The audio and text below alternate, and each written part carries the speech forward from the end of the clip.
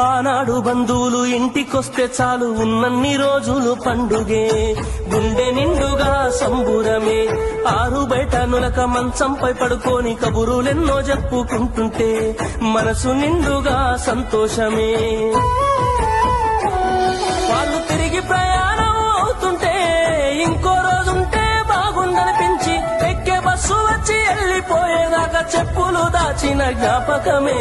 బరువైన గుండెతో బాధపడేది కన్నీళ్లతోనే సాగనంపేది, బరువైన గుండెతో బాధపడేది కన్నీళ్లతోనే సాగనంపేది. ఆనాటి ప్రేమలు ఏమాయరో, బంధాలు బంధుత్వం ఎటువాయరా.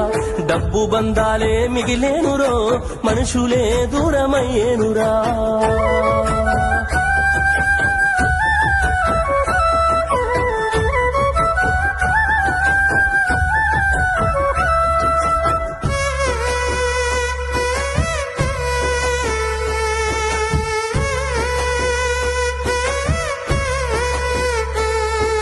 రాను రాను మనిషి కొత్తదనము కోరి స్వార్థముతోనే బతుకుతుండే, విలువలన్నీ నేడు మరిచిపోయే. అయిన వాళ్లతో అనుబంధమంటే మొక్కుబడులుగా మారిపోయే, రక్త సంబంధాల ఉనికి మంట కలిసే.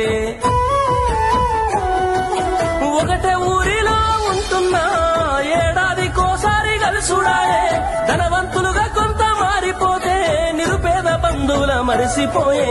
డబ్బున్న వాళ్లకు ఒక తీరు మర్యాద, నిరుపేద బంధువులకింకొక మర్యాద. డబ్బున్న వాళ్లకు ఒక తీరు మర్యాద, నిరుపేద బంధువులకింకొక మర్యాద. ఆనాటి ప్రేమలు ఏమాయరో, బంధాలు బంధుత్వం ఎటువాయరా. ఆనాటి ప్రేమలు ఏమాయరో, బంధాలు బంధుత్వం ఎటువాయరా.